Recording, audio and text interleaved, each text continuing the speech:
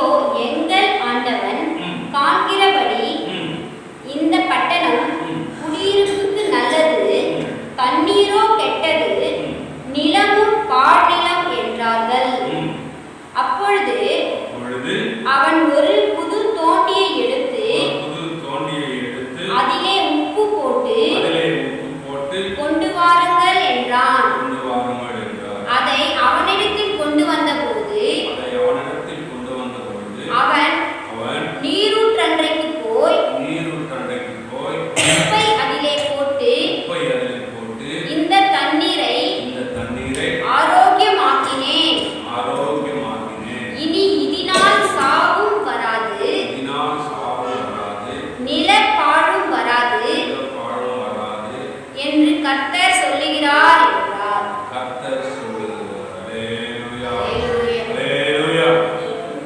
Elisha சொன்ன வார்த்தையின்படியே அந்த தண்ணீர்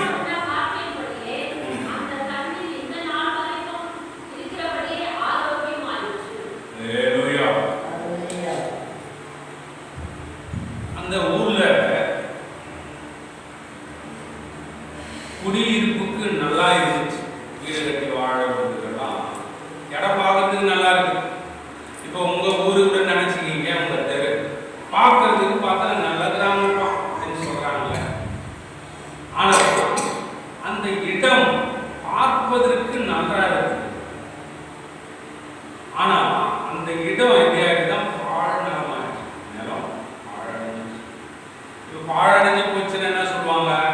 ஏதாவது ஒரு வீடு பல நாளா கட்டி அப்படியே இடிஞ்சு யாருமே மக்கள் அதை வாசம் பண்ணாம, மக்கள் போகாம வராமல் இருக்கிற ஒரு இடத்த தான் நம்ம என்ன சொல்லுவோம்?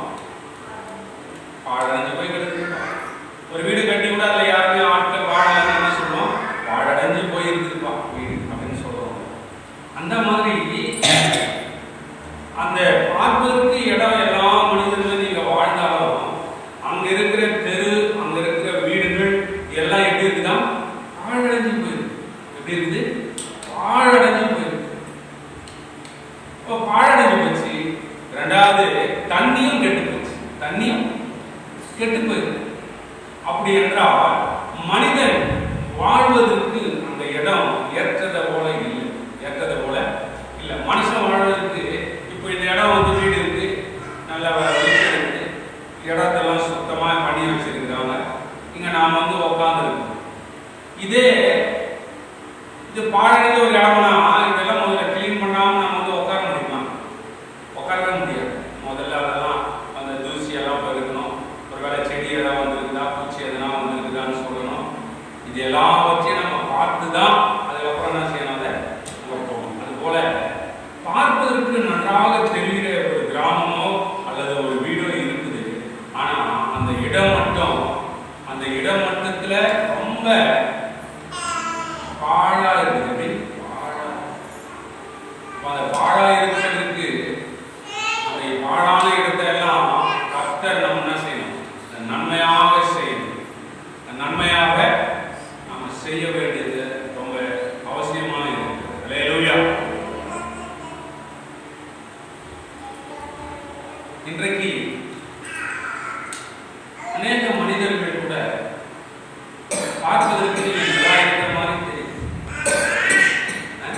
ஆனா நிலம் என்று சொல்லப்படுகிற உங்க இருதயத்துக்குள்ள சமாதானம் இல்லை, சந்தோஷம் இல்லை, நிம்மதி இல்லை. சாப்பிட்டு நிம்மதியா தூங்கலாம்னு என்ன செய்ய முடியல, தூங்க. ஆனா உங்களுக்குள்ள சாப்பாடு இருக்குது, உங்களுக்கு வீடு இருக்குது, வஸ்திரம் இருக்குது, எல்லாமே இருக்குது. ஆனா சாப்பிட்டு நிம்மதியா தூங்க முடியல, தூங்க முடியல. ஏன்னா இந்த வீடுன்னு சொல்லப்படுகிற இருதயம் உங்களுக்குள்ள என்ன பாழடைஞ்சு போயிருக்கு. அது உள்ள பாழடைஞ்ச மாதிரி அது இருக்கு.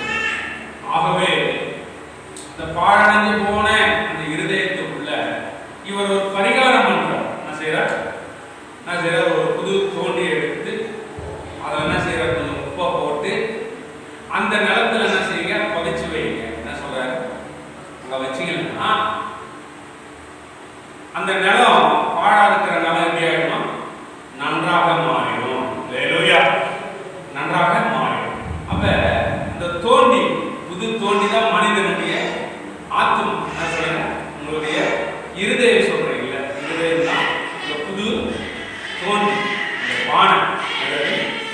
பானை. அது புதுசா மாறணும்னா அத சொல்ற என்ன செய்யணும், கொஞ்சம் உப்பை போடணும். அப்ப உப்பு இல்லாம இருக்குது என்னது. இப்ப நம்ம கூட ஒரு சமையல் செஞ்சா நல்லா விதவிதமான ஒரு சமையலை செஞ்சு வச்சா கூட அது உப்பு இல்லைன்னா எப்படி இருக்கும், எப்படி இருக்கும், சப்புன்னு இருக்கும். அப்படி என்ன சொல்லுவோம், சப்புன்னு இருக்கும். அந்த மாதிரி எல்லா காரியங்களும் உங்களுக்குள்ள இருந்தாலும் உங்களுக்குள்ள உப்பு என்ன சொல்லப்படுகிற இந்த இயேசுவினுடைய நாமம், சொல்லுங்க, இயேசுவினுடைய நாமம் இல்லாத ஒரு வாழ்க்கை எப்படி இருக்கும், முதல்ல சொன்னதை சொல்லுங்க, எப்படி இருக்கும், உப்பு இல்லாத வாழ்க்கை எப்படி இருக்கும், சப்புன்னு இருக்கும். அதே போல இயேசு இல்லாத ஒரு வாழ்க்கை எப்படி இருக்கும், சப்புன்னு இருக்கும். என்னதான் சாப்பிட்டாலும், என்னதான் ட்ரெஸ் பண்ணாலும், என்னதான் வீட்டுல இருந்தாலும் என்ன அது வாழ்க்கை. இப்ப நிறைய பேர் நம்ம சொல்லல என்னையெல்லாம் வாழ்க்கை. ஒரு சிலர் சாப்பிட்டாலும் உடம்புல ஒட்டல, என்ன சொல்றாங்க, சாப்பிட்டாலும் உடம்புல ஏன் ஒட்டல, மனசுல சந்தோஷம் நிம்மதியா இருந்தாதான் வாழ்க்கை எப்படி இருக்கும், ரொம்ப சமாதான சந்தோஷமா இருக்கும். அல்லேலூயா. எது இருந்தாலும் இல்லை என்னாலும் வாழ்க்கை ரொம்ப சந்தோஷமா இருப்பதற்கு நாம இந்த உப்பு போல நம்முடைய இருதயமாகிய அந்த தோண்டி குடுவை பானை இருக்குதுல்ல, உங்க இருதயத்துக்குள்ள உப்பு மாதிரி இருக்கிற என் இயேசுவனுடைய நாமத்தையும் என் இயேசுவனுடைய வசனத்தையும் உங்க இருதயத்துக்குள்ள நீங்க வச்சீங்கன்னா உங்க வாழ்க்கை ரொம்ப நிம்மதியாக இருக்கும். அல்லேலூயா. சாபம் மாறும். அல்லேலூயா. தண்ணி இருக்குது, அது கெட்டதா மாறிட்டு. என்னது, தண்ணி இருக்கு, அது எப்படி ஆயிடுதுன்னா கெட்டதா. அதான் நான் சொன்னேன், எல்லாம் இருக்குது, எப்படி இருக்குது, கெட்டதா கெட்டு போச்சு. ஆகவே இதற்கு ஒரே தீர்வு, ஒரே மருந்து யார்தான், இயேசு சாமி மட்டும்தான். அல்லேலூயா. இயேசு சாமி உங்க இருதயமாகி அந்த தோண்டிக்குள்ள போட்டு நீங்க புதைச்சிங்கன்னா உங்க ஆத்மா அது சம்பூரணமாய் மாறும். அல்லேலூயா. அது மதுரமாய் மாறும். அல்லேலூயா. வாழ்க்கையில ஒரு பெரிய டேஸ்ட் உண்டாகும். சொல்லுங்க, டேஸ்ட். எப்படி, ருசி. ஆமா, சப்புன்னு இருக்குது இல்ல, அந்த சப்புன்னு இருக்கிறதெல்லாம் போய் நல்ல நல்ல டேஸ்ட், நல்ல சுவை இந்த இயேசுவின் நாமம் உங்க வாழ்க்கையில செய்யும். அல்லேலூயா. இந்த பாழா இருக்கிற இடத்துல என் ஆண்டவருடைய நாமத்தின் வல்லமை இறங்குமானால் அந்த பாழான இடம், பாழான வீடு, பாழான உங்க பிள்ளைகள், பாழான உங்க கணவன், பாழான எல்லா காரியமும் என் இயேசு அதை மதுரமாய் மாற்றுவார். என் இயேசு வாழ முடியாத காரியம் கர்த்தர் ஒரு பெரிய அதிசயமான காரியங்களை பண்ணுவார். உங்களுக்குள்ள இயேசுவின் நாமம் மட்டும் இருந்தா எப்படி இருக்கும், வாழ்க்கை மதுரமாய் மாறும். அல்லேலூயா. எத்தனை மனிதர்கள் இன்னைக்கு பார்ப்பதற்கு வீடுகளா பெருசு பெருசா இருக்குது, உள்ள மனுஷன் இருக்கிறான், டிவி இருக்கு, ஃப்ரிட்ஜ் இருக்கு, வாஷிங் மிஷின் இருக்குது, ஏர் கண்டிஷனர், ஏசி வச்சிருக்காங்க, அப்புறம் கார் இருக்கு, அப்புறம் வாகனங்கள் எதை வச்சிருந்தாலும் எல்லாம் அந்த வீட்டுக்குள்ள இருந்தாலும் ஒரே ஒரே இயேசு மட்டும் ஒரு வீட்டுக்குள்ள இல்லைன்னா அந்த வீட்டுல சமாதானம் இல்லை, அந்த வீட்டுல நிம்மதி இல்லை, அந்த வீட்டுல சந்தோஷம் இல்லை. அந்த வீட்டுல தேவன் மாத்திரம் இருந்தா எல்லா சந்தோஷம் சமாதானம் வரும். அல்லேலூயா. இந்த ஜனங்கள் போய் முறையிடுறாங்க, வீடெல்லாம் பார்க்கறதுல நல்லா இருக்குதுங்க, பட்டணம் பட்டணம் நல்ல பட்டணம், தண்ணீரும் கெட்டு போச்சு. அல்லேலூயா. நிலம் பாழா போச்சு.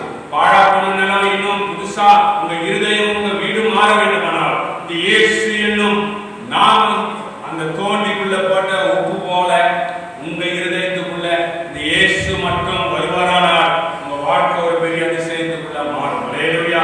இதே ஆள்தான் நீங்க, அதே வீடு தானே உங்க, அதே வீட்டுக்காரங்க, அதே பிள்ளைகள் தான் இருக்கிறாங்க. ஆனா இயேசுவின் ரத்தமும் இயேசுவின் நாமமும் உங்க வாழ்க்கையில ஒரு பெரிய அதிசயங்களை செய்யும். அல்லேலூயா. எத்தனை மனிதர்கள், எத்தனையோ மனிதர்கள். ஒரு சாட்சியை உங்க இந்த நிறைய பேர் குடி பிரச்சனை இருக்கிறதுனால நான் சொல்றேன். எனக்கு தெரிஞ்ச ஒரு தம்பி இருந்தார். அவர் பேர் கோவிந்தராஜ். 4 பிள்ளைங்க அவருக்கு. தினந்தோறும் லாரியில போவார்.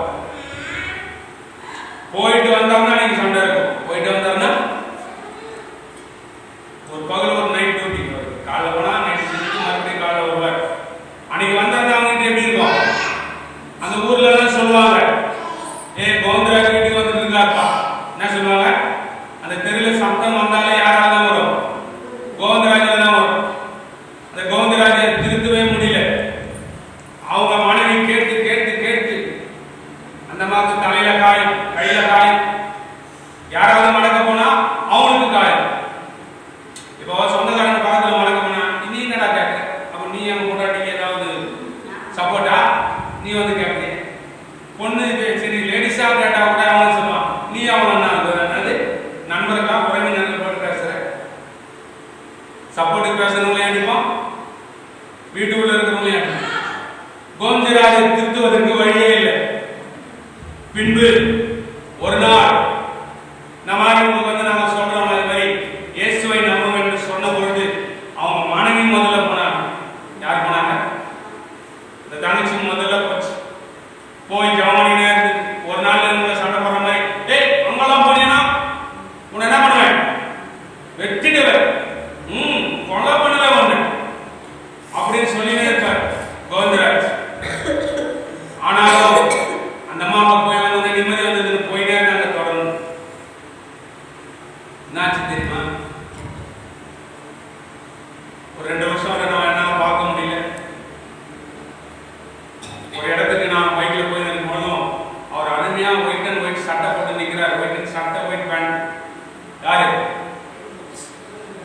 சாதா சட்டையே அழுக்கா பொருளோட வெள்ளை வேஸ்ட், வெள்ளை பேண்ட், வெள்ளை சட்டையோட நிற்கிறார். பார்த்தா ஆச்சரியமா இருந்தது. தம்பி பிரைஸ் லார்ட் சோத்திரம் பாடுறார்.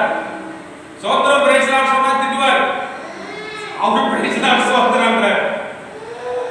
நாடா கோவிந்தராஜா அப்படின்னு அவன் தம்பி வாங்க அப்படின்னு ரொம்ப சந்தோஷம். பக்கத்துல இருக்கிற சர்ச்சுக்கு போற தம்பி.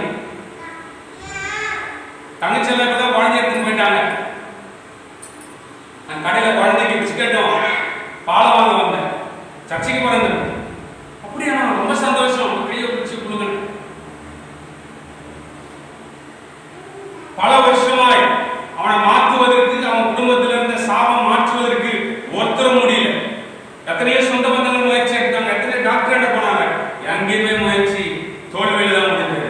ஆனா என்னைக்கு இயேசு என்னும் ஒரு பெயர் உள்ள நாமம் அவங்க வீட்டுக்குள்ள, அவங்க மனைவிக்குள்ள, அந்த சகோதரனுக்குள்ள வந்துச்சோ அன்னைக்கே பாழாக கிடந்த அந்த வீடு ஒரு பெரிய ஆசீர்வாதத்துக்குள்ள மாறினது. ஹல்லேலூயா! இன்னைக்கு ஒரு பெரிய சந்தோஷம், இன்னைக்கு ஒரு பெரிய விடுதலை. அந்த குடும்பத்தை பார்த்து அந்த தெருவில் இருக்கிற 4-5 பேருக்கு மேலே போயிட்டாங்க. இயேசுவை கிட்ட போயிட்டாங்க. ஹல்லேலூயா! ஏன் சொல்றேன்னா, இயேசு போன இடத்துல சாபம் மாற்றப்படும். இயேசு போன இடத்துல ஒரு பெரிய சமாதானம் வரும். இயேசு போன இடத்துல ஒரு பெரிய விடுதலை வரும். நான் நிச்சயமாய் மறுபடியும் சொல்றேன். போன வருஷமா நான் சொன்னேன், இந்த வருஷம் போன வருஷம் நான் டிசம்பர் ஜனவரியில கடைசியா வரும்னு சொன்னேன். உங்க வாழ்க்கையில இந்த இயேசு வருவாரானா, உங்க வீட்டுக்குள்ளே இயேசு வருவாரானா, உங்க வாழ்க்கையில ஒரு பெரிய விடுதலை வரும். உங்க வாழ்க்கையில ஒரு பெரிய மாற்றத்தை இயேசு கொடுப்பார். பாழா இருக்கிற உங்க வீட்டுக்குள்ள அது பரவசம் நிறைந்த வீடாய் மாறும். ஹல்லேலூயா! சண்டையா இருக்கிற உங்க வீடு பெரிய கலகலப்பான வீடா மாறும். ஹல்லேலூயா! நிம்மதியில்லாத வீடு ஒரு பெரிய நிம்மதி என் இயேசு உங்களுக்கு தருவார். ஹல்லேலூயா! இயேசு சொன்னார், என்னுடைய சமாதானத்தை உங்களுக்கு வைத்து போகிறேன். இது உலகம் கொடுக்கிற பிரகாரமான சமாதானம் இல்லை, தேவ சமாதானம் உங்க வீட்டில் இருக்கும். ஹல்லேலூயா!